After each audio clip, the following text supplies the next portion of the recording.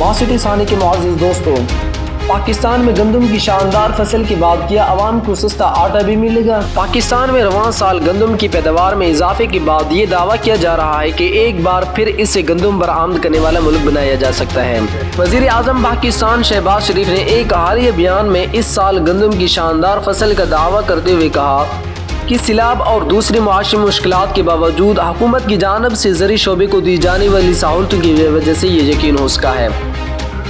ان کا کہنا ہے کہ حکومت کا آئندہ ہدف گندم کی ملکی ضروریات پوری کر کے پاکستان کو پھر سے گندم برآمد کرنے والا ملک بنانا ہے۔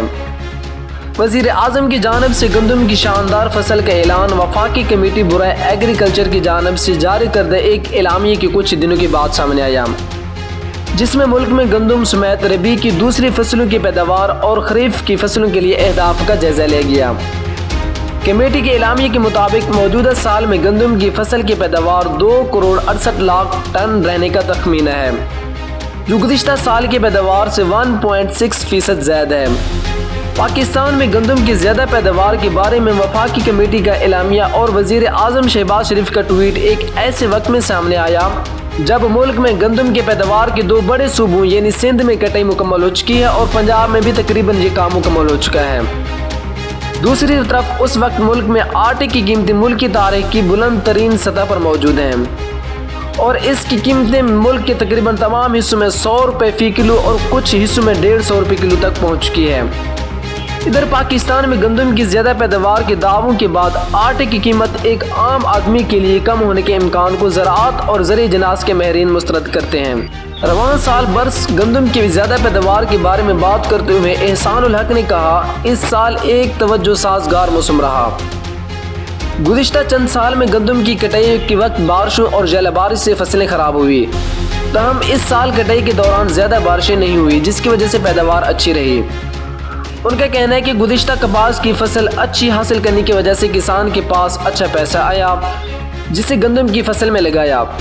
کھاد مہنگی اور بجلی کے نرخ زیادہ ہونے کے باوجود گندم زیادہ ہو گئی۔ ان کا کہنا ہے کہ سندھ اور پنجاب کی جانب سے گندم کی امدادی قیمتیں زیادہ مقرر کرنے کا فائدہ بھی گندم کی زیادہ کاشت کی صورت میں برآمد ہوا۔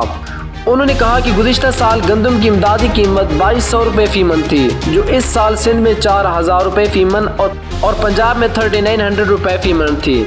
تاہم انہوں نے کہا کہ حکومت کی جانب سے زیادہ پیداوار کا دعویٰ بہت جلدی کر دیا گیا اور اس سے مئی کے مہینے کے بعد یہ اعلان کرنا چاہیے تھا جب پورے ملک میں گندم کی کٹائی مکمل ہو جاتی۔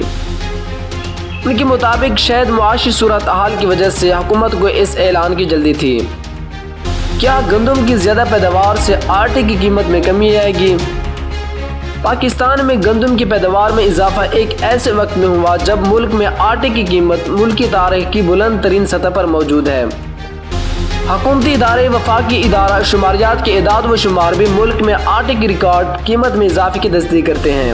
ادارے کے مطابق موجودہ سال اپریل کے آخری ہفتے میں آٹے کی قیمت گزشتہ سال اپریل کے آخری ہفتے کے مقابلے میں 175% زیادہ ہے اور ملک کے مختلف شہروں میں آٹے کی فی کلو قیمت 125 روپے کلو سے 150 روپے کلو تک ہے۔